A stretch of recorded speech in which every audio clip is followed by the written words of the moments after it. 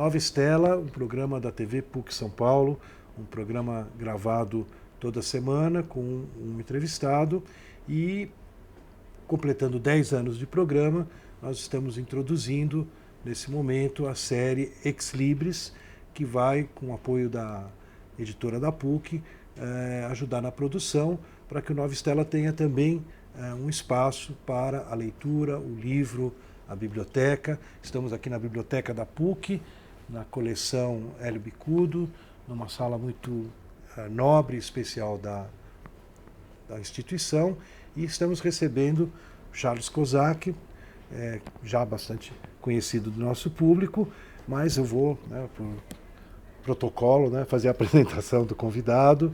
É empresário brasileiro do setor editorial, fundou ao lado do cunhado Michael Naif a editora Kozak Naif, 1997 até 2015, referência no mercado brasileiro em termos de excelência editorial.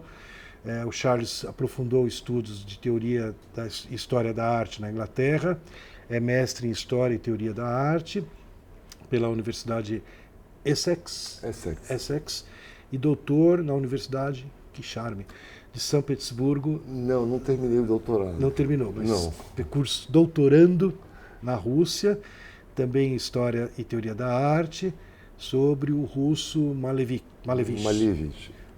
Eu conheci o Malevich numa exposição lindíssima em Nova York, já há uns 20 anos. A Grande Utopia. Eu fui, claro. Então, na ocasião tinha a retrospectiva do Matisse. Olha que no MoMA. No MoMA. O senhor lembra? Lembro. Então. E ele assumiu, agora recentemente, aqui na cidade de São Paulo, na nova gestão da prefeitura, a diretoria da nossa querida Biblioteca Mário de Andrade, talvez a mais relevante da cidade de São Paulo, e a segunda do país, só a Biblioteca Nacional, que deve ser maior, imagino. Bom, Charles, super bem-vindo ao Nova Estela Ex Libris. Nós estamos começando essa nova série. O Nova Estela, durante 10 anos, estava bastante focado na ciência, na tecnologia, no seu passado, no seu futuro, e agora a gente está diversificando com a questão do livro, né? Então eu queria que você contasse para nós como é que pintou a ideia de você fazer uma editora. Já quero até te cumprimentar, porque eu tinha na época a Livraria Belas Artes, né? E para nós foi assim muito importante a Kozak Naif. Acho que bateu muito com o nosso público ali na Paulista, né? E eu saí do ramo antes que você, né? Em 2003, né? Infelizmente. Na verdade, no meu caso, o que matou a Belas Artes é que as pessoas pararam de andar a pé à noite na Paulista. Sim. A criminalidade subiu da cidade e o nosso público era noturno. A Belas Artes era totalmente voltada ao não técnico, não didático, e a pessoa saía para passear e comprava livro, né? E, infelizmente, hoje em dia elas fazem no shopping, na mega loja, mas na rua a gente teve esse problema. Mas conta para nós, como é que você virou editor, como é que foi essa tua... A editora, ela veio de uma experiência de um trabalho de um livro que eu fiz. Eu tinha terminado o mestrado, começado o doutorado. Na ocasião, eu morava entre São Petersburgo e Colchester, na Inglaterra, não é? Porque, na verdade, eu estava na Rússia, mas eu era aluno da universidade na Inglaterra, não é? E enquanto eu estive em São Petersburgo, fiquei 14 meses, eu lecionei no departamento de filologia. Foi uma época muito bacana na minha vida, muito rica. Eu devorei aquela cidade, tudo que ela tinha para oferecer. Mas nessa ocasião, fui convidado para fazer o livro do Cirão Franco, que já era um grande amigo, e eu já o conhecia, não tanto como eu conheço hoje, claro. E eu não tinha tido nunca uma experiência editorial e foi muito intuitivo tudo, não é? Eu fiz esse livro, voltei para o Brasil, fiquei 5 meses no Brasil e editei esse livro da casa dos meus pais, no Rio de Janeiro, na Avenida Rui Barbosa.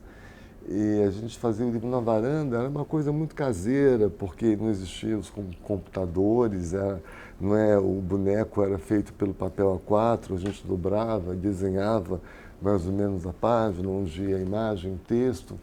Nessa ocasião, eu vim a São Paulo, passei 6 semanas aqui, e eu visitei em 6 semanas 175 residências para fazer o levantamento das obras que iriam ou não entrar no livro.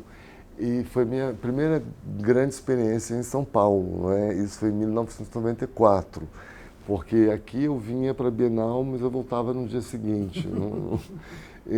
Não por preconceito, mas enfim, eu não era o carioca típico, nunca fui, eu amo São Paulo, mas São Paulo nasceu no meu coração nessas 6 semanas que eu vim aqui a trabalho. Eu me encantei, eu tive em 6 semanas, você tem tempo para conhecer melhor o lugar, não é? Eu me encantei por São Paulo e falei para mim, um dia eu vou voltar para o Brasil e vou morar nessa cidade. Pois, o livro foi um grande sucesso, porque também eram poucos livros de arte na época. Eu me entusiasmei muito com a ideia de fazer livros de arte. O doutorado já não estava indo bem porque tinha que fazer pesquisa em russo. Esse era o grande problema. Eles não aceitariam que eu fizesse a pesquisa baseada em traduções. Por isso que eu estava em São Petersburgo. De manhã eu tinha aula de russo, à tarde eu estudava e à noite ia dar aula. E depois, mais tarde, ainda para o concerto. Mas era um russo muito severo que eu tinha que aprender. Não ia dar tempo. Eu já não era tão jovem. Eu completei 32 anos na Europa e eu desisti do doutorado e resolvi abrir a editora. Um outro caminho totalmente diferente. Pois eu senti que eu não ia seguir a vida acadêmica. Na época eu pensava que talvez eu fosse trabalhar no museu. Eu nunca pensei que fosse retornar a residir no Brasil. Eu já vi a vida na Europa ou nos Estados Unidos ou no hemisfério norte como um fato, não é? Foram justamente aquelas 6 semanas em São Paulo que me encantaram, porque era um Brasil que eu não conhecia. Não era um Brasil dinâmico, um Brasil cultural.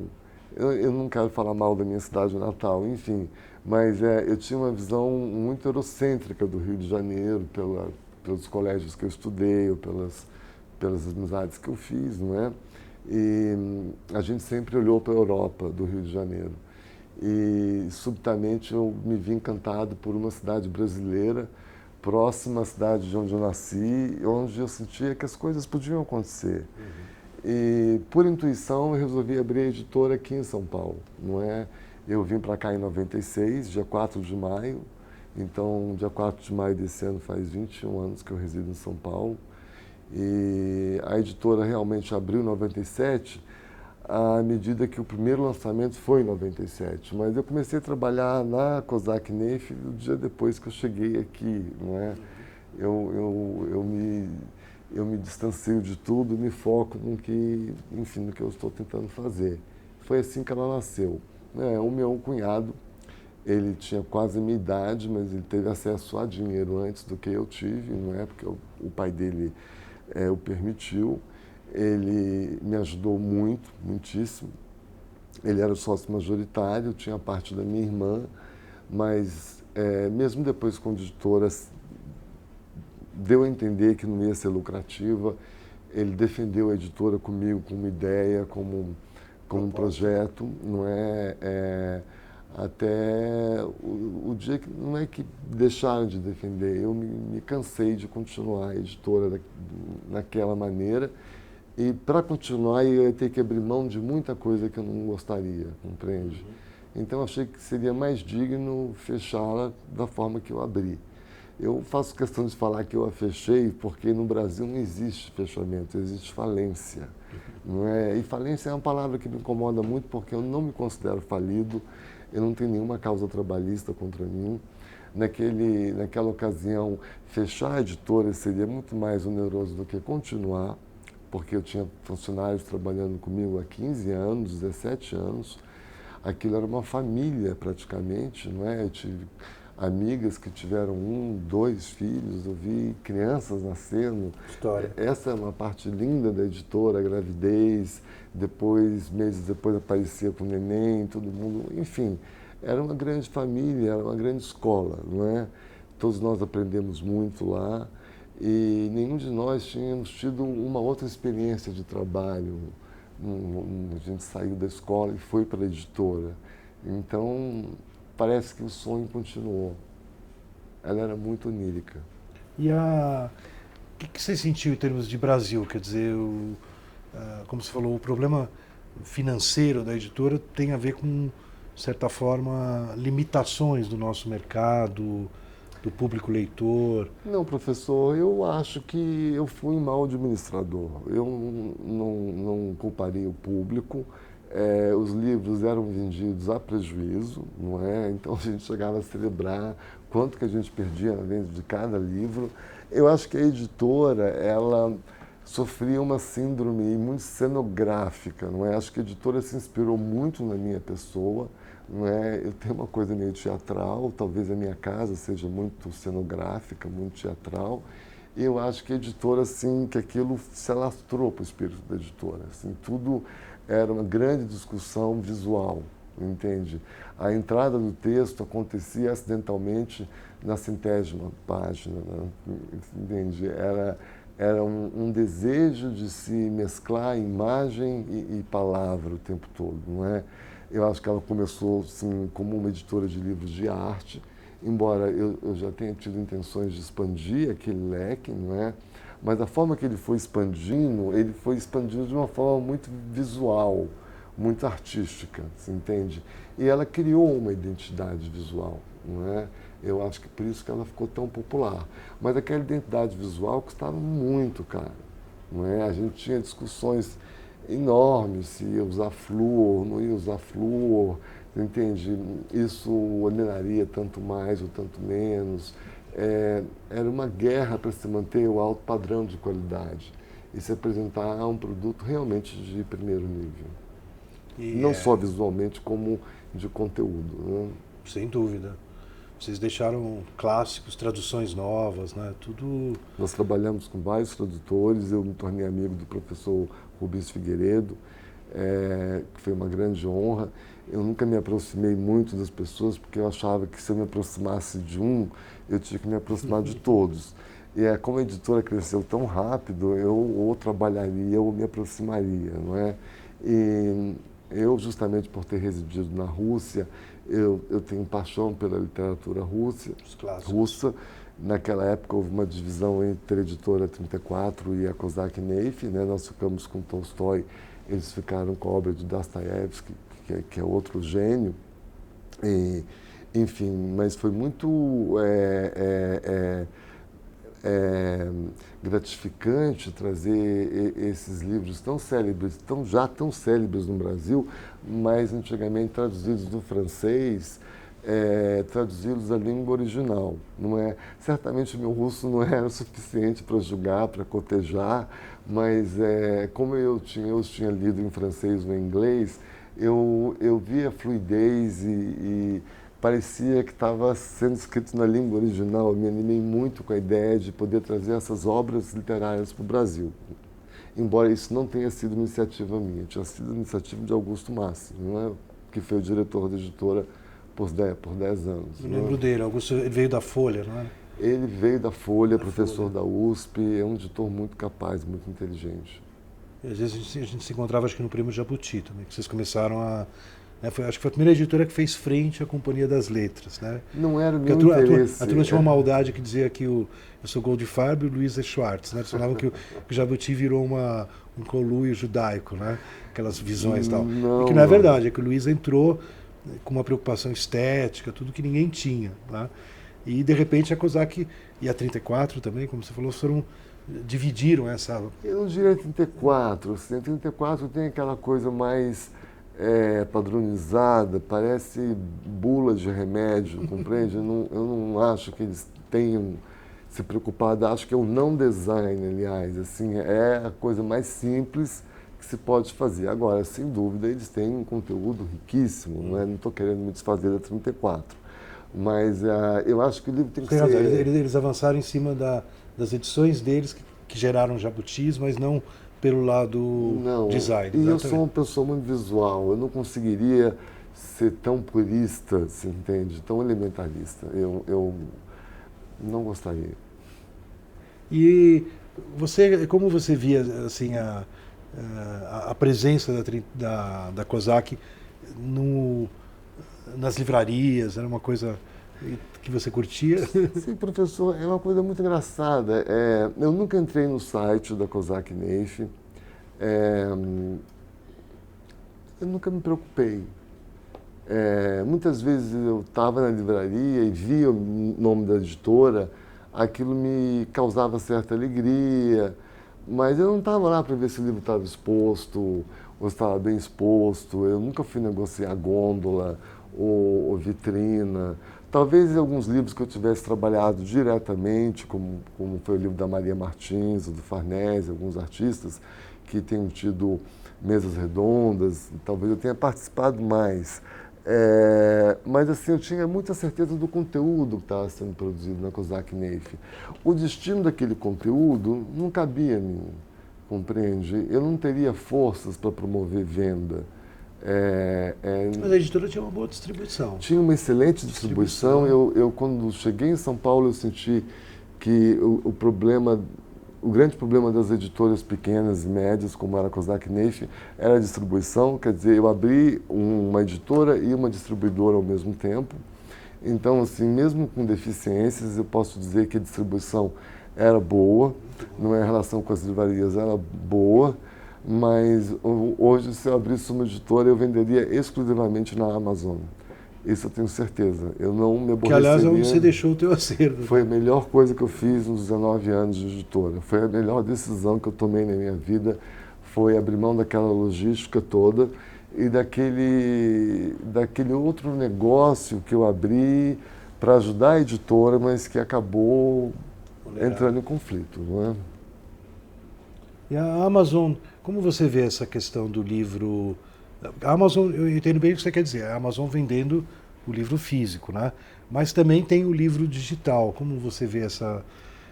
Pois, professor, eu nunca li um livro, eu não tenho nem o tablet. Não. Hoje o Jacob Ginsburg, que nós entrevistamos antes de você, também teve a mesma distanciamento. Né? Agora que eu estou trabalhando na prefeitura, eu aprendi a usar o e-mail no telefone celular. Eu sou totalmente analógico, né?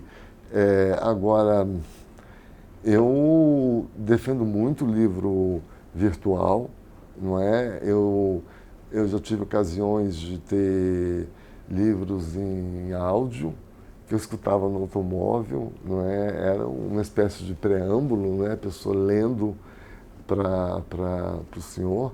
E eu acho hoje que... tem gente, só para você ter uma ideia, Charles, que começa a ler um livro no tablet, né, e vai lendo o livro, as letras, né, vai lendo o livro. Né, e de repente ela entra no carro e não se sente bem lendo no carro. Né, ela aperta um botãozinho e põe o fone e segue a leitura pelo áudio. Pelo áudio, Daí, é possível. Quando ela chega em casa, ela aperta o botão de novo e está exatamente na página para ela continuar lendo. Mas olha, eu nem sabia que existia esse recurso, palavra de honra, mas eu, nesse contato que eu tive com a Amazon, que foi um contato muito produtivo, eles me informaram que o verdadeiro leitor, quer dizer, o leitor deles, eles compram primeiro o virtual e depois compram o físico. Quando eles gostam do virtual, eles acabam comprando o livro físico. Quer dizer, eu acho que ainda o livro existe. O desejo do livro enquanto objeto, não é? Isso nunca me preocupou. Eu acho que quando veio o livro digital, todos nós ficamos muito assustados. Eu não fiquei tão assustado. Eu vi até como uma forma de se proliferar a leitura, se entende? Uma forma mais democrática, embora tenha que se comprar o tablet, ele não é de graça. Mas, por exemplo, na biblioteca nós oferecemos alguns, não é? E é uma forma maravilhosa de se acessar a leitura, não é? Mas se eu puder comprar o livro e deitar, eu prefiro. Deitar com o livro. Deitar com o livro na mão. Na mão. Eu acho que vou preferir sempre. Eu tenho uns 53 anos, não é? Quer dizer, eu peguei um momento de grandes mudanças, mas eu ainda tenho agenda, eu escrevo à mão. Analógico. Sou analógico. E Em termos do mercado, você, quando você estava ainda com a editora, vocês também produziam o e-book ou não? Porque, por exemplo, a Perspectiva, eu perguntei hoje, eles estão entrando nisso. Vários, não chegou a ser uma fonte de renda, mas porque é muito barato, não é? Então não chegou a ser assim, não poderia nunca falar que seria uma grande ajuda para a COSDAQ Nation, mas eu defendo o e-book em cima do resultado de vendas da COSDAQ Nation. Muitas pessoas compraram, muitas. Eu não teria como responder ao senhor se as pessoas depois compraram um livro, como eles dizem na Amazon.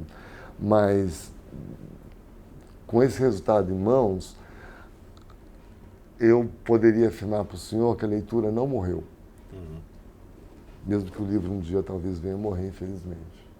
O interesse é vivo, o interesse existe. Eu diria assim, eu fiz algum trabalho de incentivo à leitura, não só em São Paulo. Tá?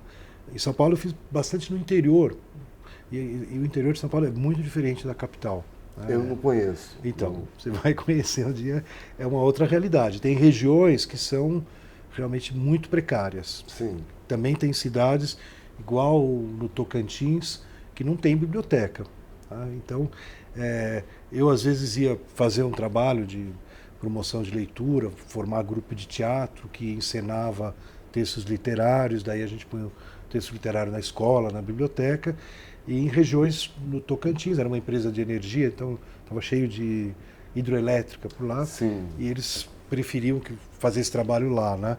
Você sabe que o que eu ficava doido, né, que eu percebia que, bom, não tinha biblioteca, tinha muito pouco livro, tinha cidade que não tinha nem banca de jornal, né? Então o jornal vinha de uma cidade vizinha, né? Mas eu saía às vezes, eu gostava de andar, né? Eu saía às vezes andando ali, te dar uma ideia, uma cidade chamada Peixe, né? Peixe? Peixe. E quem nascia lá? Boa pergunta. Quem nasce em Peixe? Vou olhar depois. Eu nunca. Eu morreria de curiosidade. Agora você me pegou, eu não lembro agora. Sabe que tem uma cidade no Rio Grande do Sul chamada Feliz? Feliz? É. E quem nasce lá é o Felizardo. Feliz. Então, a cidade de Peixe, por exemplo, era muito quente, né? O Tocantins é muito quente. Mas eu gostava de sair à tarde passeando, né? E eu entrava na Lan House, era a época que era uma grande moda de Lan House no Brasil, né? E a juventude estava lá dentro da Lan House, né? E eu ficava doido, que eu pensava, puxa, se a gente conseguir colocar os livros, né, os e-books acessível a essa população, a gente resolveu um big problema, porque de fato tem lugares, né, que o livro físico ele é pesado, né? Você sabe que um metro cúbico de livro é uma tonelada. É uma coisa... Eu descobri porque eu fiz uma filial da Belas Artes, que não deu certo, na Alameda Lorena. Tá? Hoje em dia tem lá uma vila, né, mas... A livraria da vila é lá, né? Eu estava ali pertinho, né? Sim. Mas não deu certo, eu não tinha movimento e tal, mas eu acabei, como tinha um mezanino, colocando a editora lá, quando ainda tinha editora Nova Estela, né? E a gente começou a colocar livros na editora, às vezes chegava da gráfica, tudo, e um dia houve Caiu. Não caiu, cedeu, a gente obviamente tirou todos os livros, colocamos barras de ferro, e daí meu irmão é ligado com engenharia, fizeram um cálculo lá, como que resolvia o problema. Mas eu digo assim, o livro é um objeto super querido, né? Mas ele tem esse lado assim, que como produto para deslocar é caro para burro. Pois é, professor, eu vejo da minha época a hoje, quer dizer, eu usava a mochila ou a pasta, não é, para ir para a aula. Hoje eu vejo que os meninos carregam um carrinho com rodas, não é? Eu acho que essa questão do peso, ela já foi vista, você entende? Agora eu me lembro que nos 15 anos que eu passei na Inglaterra, eu peguei muito metrô carregado de livro para ir para a universidade. Quer dizer, e tinha uns livros grandes, uns que entravam na axila, que era uma coisa horrorosa, mas era parte da minha rotina. Eu não poderia pensar em como fazer diferente. Você entende? Sobretudo porque eu estudava arte, são livros mais espessos, mais pesados, portanto, Então, assim, eu carreguei muito livro, eu subi muita escada, desci muita escada carregando livro. Hoje eu acho muito engraçado quando eu dou um livro para alguém de presente, e eu em seguida pergunto se a pessoa quer que eu mande pelo correio, porque parece que eu estou dando um peso para ela. E eu fico muito sentido quando as pessoas, e quase a maioria, aceita, você entende, que eu mando de correio. Então, eu não sei o que dizer. É estranho, é estranho. Eu não sei o que Eu, quando eu dizer. tinha livraria, festa de Natal, na casa da minha sogra, né? Família espanhola, tudo. Eu me lembro que eu levava um monte de livro para cada um, e às vezes tinha esse comentário: os presentes do Zé só tem um problema, levar para casa, né? Porque Olha, eu me lembro que na Europa, quando eu viajava pela Europa, eu ia comprando os livros nos museus e mandando para a universidade, porque aí não dá para fazer compra, não é? Vem, por exemplo, um curador, ficar 2 anos no Brasil, ele acaba fazendo uma mini biblioteca, não é? Quer dizer, é diferente. Mas o livro, enquanto objeto, ele é tratado de forma mais hostil, eu acho, pelo peso. Tem. Infelizmente. O negócio das crianças que você falou, outro dia eu vi, não sei aonde, uma reportagem, um estudo sobre até problema de coluna das crianças. Coluna, não, a né? razão pela qual elas usam a rodinha, as 2 rodinhas, Vai pôr no chão. é porque estavam causando problema de coluna. Nos Estados Unidos, na Europa, o senhor tem um armário na escola, um guarda-volume. Isso. Quer dizer, o senhor pode guardar o material e voltar para casa com menos coisas, né? Que no Brasil nós não oferecemos, salvo as escolas talvez internacionais, essas mais caras. Né? A gente realmente tem que carregar. E, acima de tudo, tem que se carregar um laptop, que também não é a coisa mais leve do mundo. Não é? Vai crescendo. Vai crescendo o volume. Charles, eu vou te interromper, nós estamos chegando ao final do programa. Queria agradecer muito, eu acho a sua trajetória muito interessante e eu vou te convidar para voltar aqui para o Nova Stella, Ex Libris, né, com o apoio da nossa editora Educ, aqui da PUC, para contar um pouco das suas perspectivas agora na nossa biblioteca municipal. Muito obrigado. Nova Stella se despede, esperando ter o nosso telespectador na semana que vem, no mesmo horário, no mesmo canal, ou no YouTube, a qualquer momento, em qualquer lugar.